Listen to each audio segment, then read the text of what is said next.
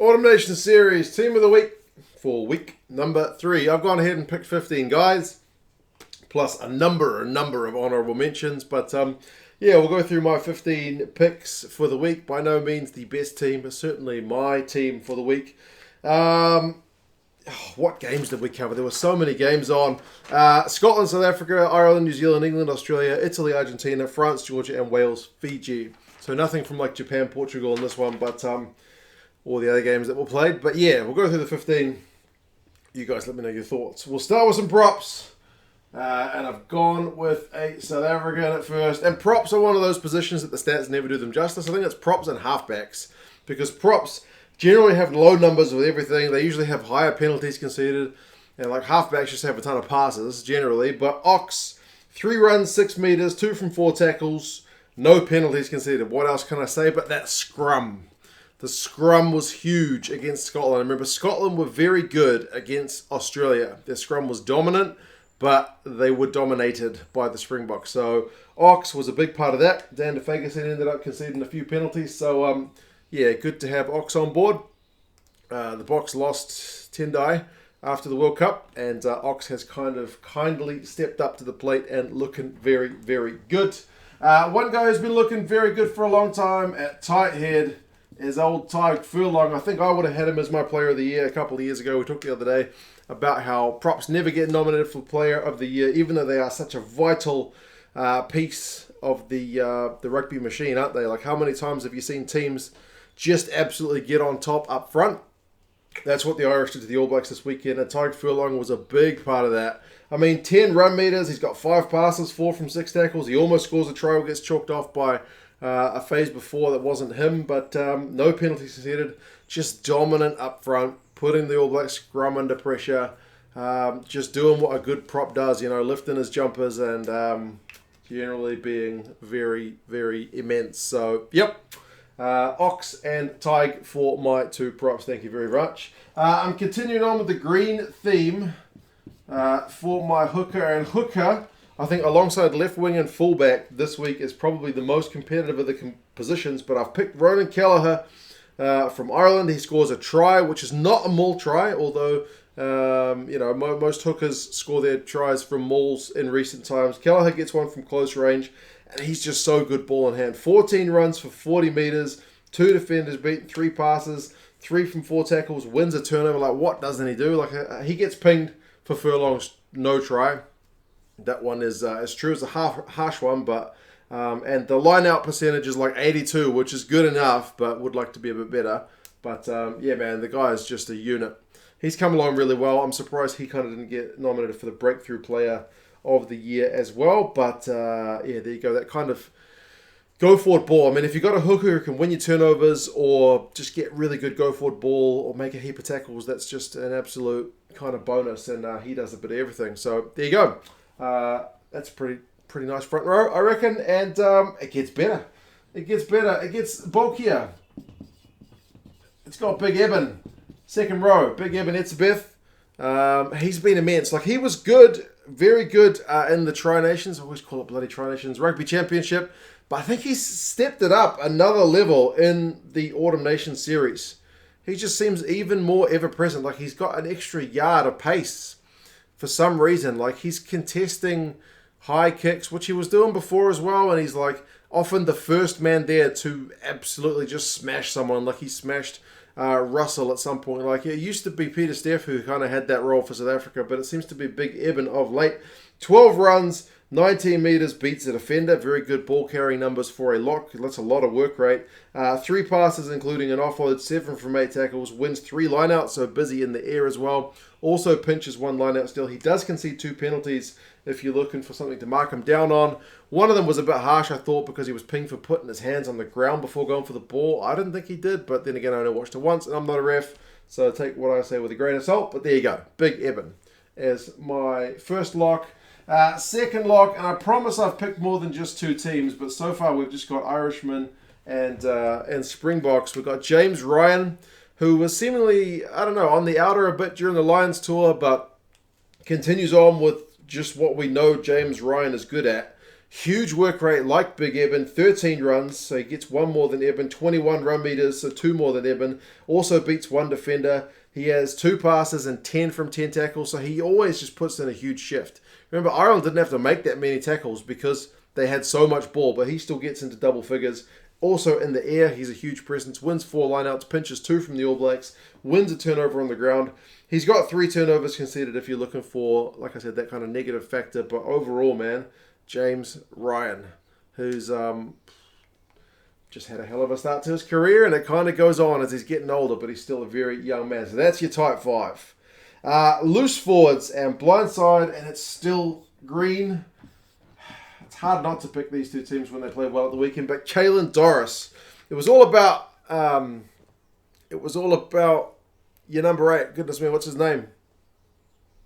It's escaped me. The guy I picked in my team of the week last week. Ireland's number 8. What's his name? Not Reece Ruddock. Why have I got Reece Ruddock's name in my head? Jack Conan. It was all about Jack Conan last week. And he was good this week as well. But Doris was the star of the show in the Irish back row. He gets a try, 12 runs for 58 run meters. He was immense. Took his try really well, man. Burst through a gap. Beats 2 defenders and gets that clean break on the way. He has 4 passes. He also has 12 from 13 tackles. So immense on defense when needed. And he wins a line out there as well. So, man, he was just phenomenal. He's another man with a very, very big career ahead of him. And, it's not easy to look that good against the All Blacks, but he did a pretty fine job of it. Now, speaking of All Blacks, I've managed to sneak an All Black in here, despite the fact they didn't have their best shift. I think you still need to give credit. Papali'i. There you go. The All Blacks made a ton of tackles to the point where the guys were collapsing on the ground, seemingly from exhaustion. Papali'i got 28 out of 29 tackles, and he gets a try assist. Like, the All Blacks didn't have a lot to cheer about, did we? Like, we were kicking the ball away, just, I don't know, having to defend for large periods. But 28 out of 29 tackles is a stupid amount. I think the next best this week is also a very high, like 22. So, yeah, to be that much above the next place is just phenomenal. He's got a huge ticker. He also has a clean break, which leads to his try assist from that line-out move where he kind of ran between 2 of the Irish front rowers. Was it those 2? Maybe. 17 run meters for him, 2 runs, which is a good return, actually. 2 defenders beaten. We didn't have a lot of ball, but yeah, he does concede 1 penalty, but if you're looking for a bright spot on the All Blacks side, I mean, the All Blacks could have got beaten by more than 9 points, man. They could have got beaten by 20 or 30 if they'd not defended as well as they did. So kind of give a bit of credit to Dalton there. Number 8, I've kind of cheated half a little bit. Pablo Matera. He shifted to number 8 when Issa went off like 40-something minutes. So he played less than half the game at number 8, but he played number 8 nonetheless. And Argentina's victory over Italy is kind of one that's gone under the radar a little bit because, at least in my neck of the woods, it's always English-speaking countries that make the news a lot more, and victories over Italy aren't kind of exactly widely celebrated, but Argentina needed that win, and he was a kind of big cog in the build-up to it. He gets a try assist, which was a nice wide pass to Moroni. You won't see many better passes from loose forwards. He has 6 runs for 11 meters. He has 12 passes, including that try assist. And he has 14 out of 14 tackles, which is first equal for Argentina and first equal for the game. So the top tackler of the game, and he is 100%. I think Crema is the other guy, and he's 14 from 15. So I would say Materi can even get number 1 because he didn't miss a single tackle. So, good shift from him. He wins a turnover as well. So just the kind of stuff you want from your former captain to be putting your hand up and getting you guys going forward. So largely a Springbok and Irish forward pack with an All Black and a Puma kind of chucked in there for good measure. Halfback, I've gone with Jamison Gibson Park for the second week running. And I mentioned that halfbacks, they don't really get much in the way of the numbers to kind of show off. Like some halfbacks like to run the ball. Gibson Park, though, it was just about his distribution. The Irish needed kind of quick ball to just keep relentlessly going at the All Blacks line, and he passes 109 times. Sometimes you could see him, he's just waiting there. Like he'll pass quite far to the left, 4, 5, 10 meters to his left, and when that runner goes into contact, he's already there waiting to get the ball. The Irish seldom having to kind of wait for him to arrive to get that ball out. And that's what you need from your halfback, which doesn't show in the stats. I guess maybe there's like a ruck speed time or something like that. But yeah, 2 try assists for Kelleher's 1 and Doris has 1. So kind of pinpoint passing to set up his man, either through the gap for Doris or onto the line for Kelleher. Hits the ball at pace. He only, I think, runs once, 5 meters, 5 kicks, 3 from 6 tackles. But mostly, man, core job for a halfback is distribution. And that's what you get from Jameson Gibson Park. Fly half, I have gone with an Englishman this week in Marcus Smith. And Marcus Smith is one of those guys that divides opinion, because he's so hyped. I think some people dislike him just for the fact that he is kind of like hyped. Maybe they see him playing like, oh, he's pretty good, but he's not worth the hype. He's a pretty good player, man. Whether you like him or not, he starts this game against Australia, kind of the hardest team that he's had to play in his very short England career. And kind of no surprise, he looks the part, man. He finishes with a try assist, which is his ball to Stewart. And remember, that game was kind of one where it was a bit stop-start at times, so kind of hard to put in that super individual performance to really set the world alight. But I do think he stood out. Puts that little inside ball through to Stewart, who goes on to get a try. He gets a conversion and a penalty after Farrell goes off, so he kicks the goals that's needed. He has 7 runs for 13 metres, so not afraid to take the ball to the line and beats 3 defenders along the way. 17 passes, so was able to get his hands on the ball. It was obviously nice for him to have Farrell next to him as well, to kind of have that bit of experience and not have all the playmaking duties on himself. He finishes with 8 from 9 tackles. It was actually first equal for English tackles and first equal for the game. He's not a bigger dude, but he put in the tackles that he needed to, so good extra credit to him, because Australia were going to target him, right? He's a young fly half who's not the biggest guy, so of course you're going to target him, but he held up to the job. He has 2 offloads. He does have 2 turnovers conceded if you're looking for a black mark. Like one of his little grubber kicks got totally charged down, wasn't the best, but I mean, overall, I thought Marcus Smith held up to the task pretty well. Inside centre, from that same game, and I didn't get any Wallabies on my board last week,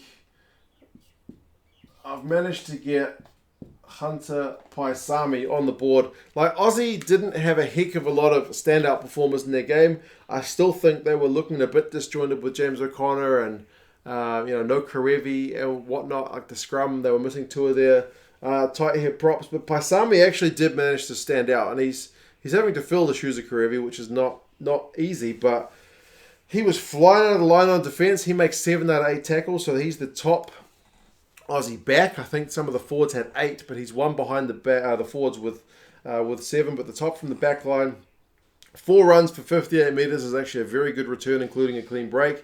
He beats 4 defenders on an English defence, which wasn't giving up a lot. 5 passes. He just has a pretty outstanding game in a team which didn't look that outstanding. Like they suffered a pretty tough loss.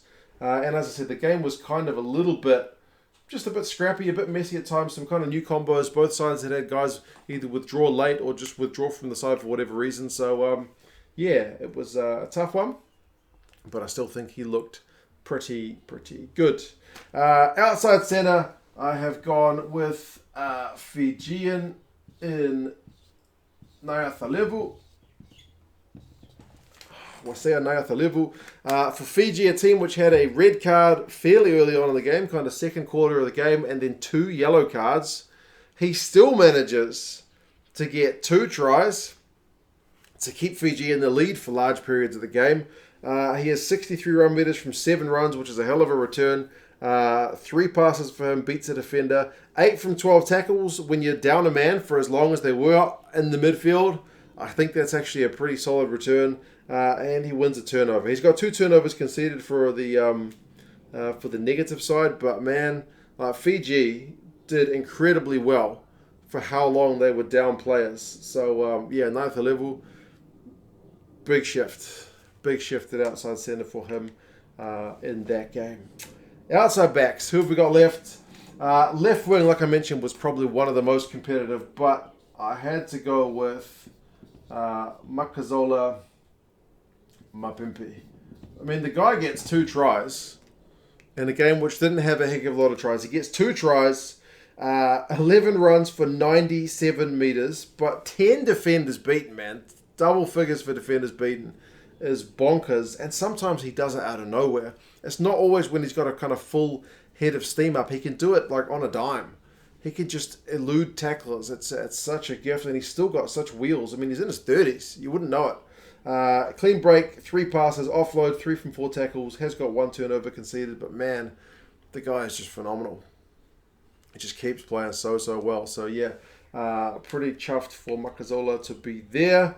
Haven't got any French players up yet. Remember, they got a good victory over Georgia. But I've gone with Damien Penaud on the right wing. He got 2 tries in his shift as well. Yeah, they had to work for it at times against Georgia, but he got his 2 tries pretty well, coming to the ball at pace, which is what you want to see from a guy his size. 2 defenders beaten, 3 clean breaks, like 3 clean breaks from 6 runs. Shows you he's doing something right, and he had to come in a bit, off the wing for his first try. It was a set play. 5 passes, 3 from 3 tackles, 2 kicks. Does concede 1 penalty. Could have had a try really early on, like the first minute. So yeah, it was looking very, very sharp, very dangerous.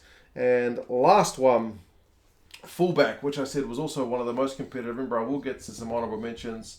Was Liam Williams for Wales. Now, Wales at times, they struggled in that game, but Liam Williams always looked pretty comfortable. Like, even when he was having to do bonkers things like field he took a mark in his 22 when the Fijian hooker decided to kick it through.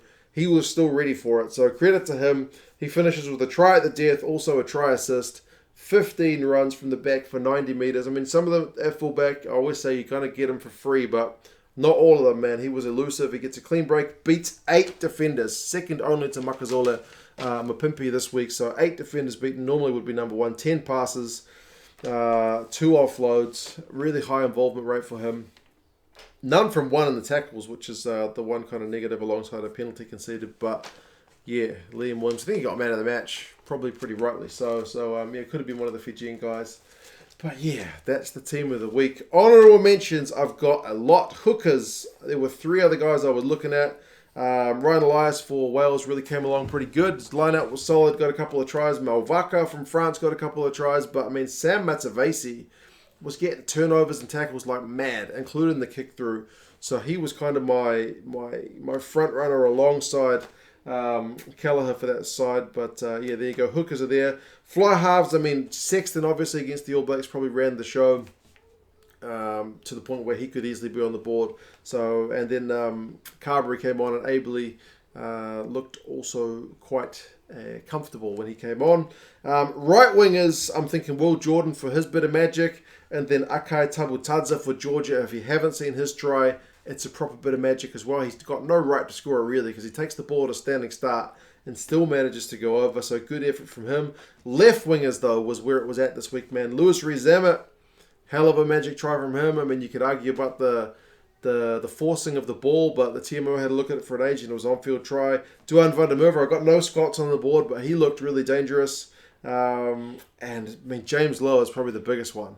You could easily put James Lowe on the board. Couple of great defensive reads, which is something he gets stick for. Scores a try, so great shift from him. One of the best you'll see from him in an Ireland jersey. Loose forwards, Negri for Italy. I got no Italians. Bunch of tackles and some defenders beaten when Argentina weren't giving up a lot. Ritchie for Scotland made a heap of tackles, but also gave away a few too many penalties. He was penalised, likewise, for getting his hands on the ground a bit before going for the ball. Vili Mata, or Bill Mata for Fiji. That offloading game, great try assist from him at the back of the scrum. Kolisi for South Africa got a nice try assist, so heap of Lucy's this week. Scrum half, I mean, Reinach is the first one I think of because he really put some zip into the South African game once he came on for Yankees. Nick White with that try saver on Jamie George was worthy of a mention. Locks, I'm thinking the Georgian man. He's the probably closest Georgian I got to getting in the squad. Grigor Kedikoshvili.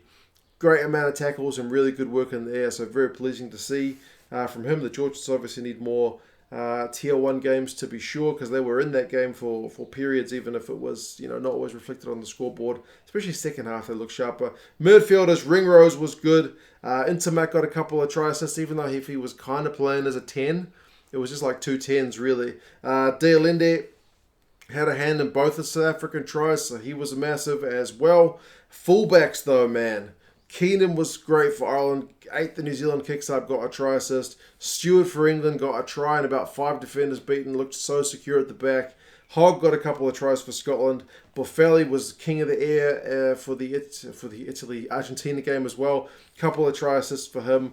Props, I mean, Porter was rock solid at loose head for Ireland. Slipper did really well on the tight head side for Australia. So, could go on and on and on and on and on. But I'm already 20 minutes in.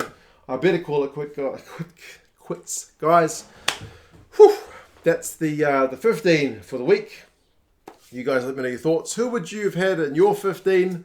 Who else have I missed? As I said, I could have gone on, but there are other guys that you think had good weeks. And yeah, I will talk to you guys again soon. Bye-bye.